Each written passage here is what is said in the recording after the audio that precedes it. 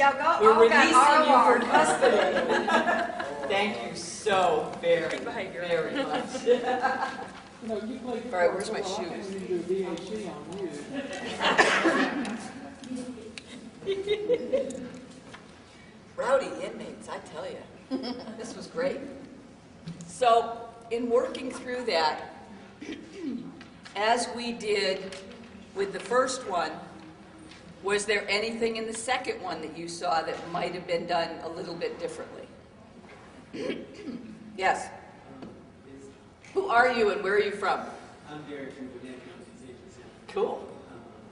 Is there a way, I know we had a situation similar to that, we actually had the nurse go and meet them while they were actually over by the intake. That way we get as much information before they even get to. So the nurse actually came to the intake area to get all that information. Correct. Wonderful. That's excellent. So before they even get inside the door. Yes?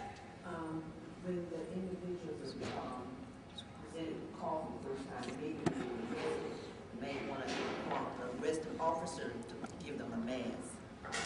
Have the officer give them a mask? Right, the arresting officer, because you transport them to the facility, you don't know how many people or how many places they have to sit until they get to that booking. Absolutely. And that's a great scenario. That's one of the things that in one facility, they actually went a little bit further and they said, if you had, they went and talked to the arresting officers, the street cops, and actually said, if you got somebody that's really coughing and hacking, you know, put a mask on them. And so one of the things that we developed in our community, in our county, was actually a bloodborne pathogens kit. And they kept that mask and gloves and things like that in the back of their squad car. So they'd have that, and they could do that, and they could radio ahead and say, I got this guy that's, you know, just being obnoxious. So those are some real issues. And it helped because they wouldn't have to go and sit at the hospital trying to get this guy evaluated. They could bring them into the jail adequately. As long as somebody knows the protection to take, that's an important piece. Anything else?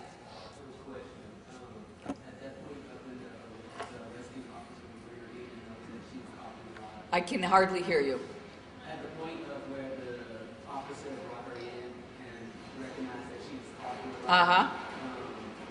And after the nurse did everything, she came back and the health department returned the phone call and said, yes, she was TB positive. At that time, did you go back and do a test on the officer as well? Absolutely. That might be part of the contact investigation. But the good part is it wouldn't include all those other inmates unless the airflow went from that cell to that cell. And over a certain period of time. It takes time to get infected with TB. It doesn't happen just over a period of 5 minutes. It takes sometimes up to 6 hours if you're sitting in a holding cell. And if you're real quiet, and for the period of time that we had to give you this skit, we weren't able to show over a time-elapsed period. Sometimes it's the drunk that's sitting there snoring like crazy in the cell is the last person to be processed. Everybody else gets processed and has already been exposed, and now he finally gets processed, something like that. So yes. What if an arresting officer, within a week period of time, arrests 3 people, the same officer, and all 3 have a bad cough? Would he be tested? He would be probably tested during the contact investigation if those 3 were screened and were found to have TB. That officer should be named as part of that contact investigation, absolutely. And like I said, this is a 3-day course. Those are some elements that are critical to a good contact investigation. Look everywhere.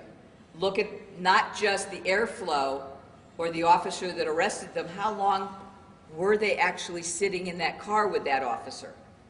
How long were they sitting in a drunk tank downtown before they actually got transported to the jail.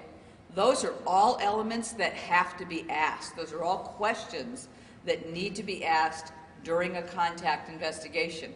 And I can tell you, public health won't think to ask them because they don't realize the system flow that happens. And so you in corrections, you in custody, have to be the ones that put your heads together to say, these are all the places that need to be tested. But if you don't know about a contact investigation, how are you going to do that? If you don't know what I'm supposed to be looking for, how are you going to do that? So that's why it is so important to learn certain aspects of contact investigation. You don't need to know everything about TB, but there are certain pieces that everybody needs to have. Does that help? A little bit? This was a great, great scenario. You guys really helped bring it all together.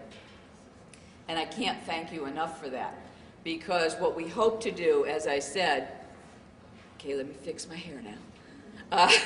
What we hope to do is actually do this a little more professionally, okay? We'll find a fairly decent inmate. Sammy Sneezy isn't always that drunk. But what we'll do is we'll bring it together so that it's like a 15-minute skit for your officers to see in intake. Is that mine or? Oh. See? Fleeting moments. Gotta love it. But do you think that something like that could help? Let me tell you, using just those scenarios, the 2 officers that we've used in conjunction with that, we did a training, and about 3 months later, they had somebody that came in and they put that into their policies and tried it. They had somebody that came in that looked really horrible. The next day, the nurse called the health department. That person had not taken their TB meds for 3 months, had active disease, and now it was drug resistant. Because they did that and put them in a segregation area, they actually took the contact investigation from what could have been 35 people down to 2 people. And neither one of those 2 people actually converted their skin tests. So it works. And that's what putting your heads together does. Because it wasn't me that came up with this. It was a bunch of officers, all of us sitting around and saying, okay, what can we do differently? So we're here to help.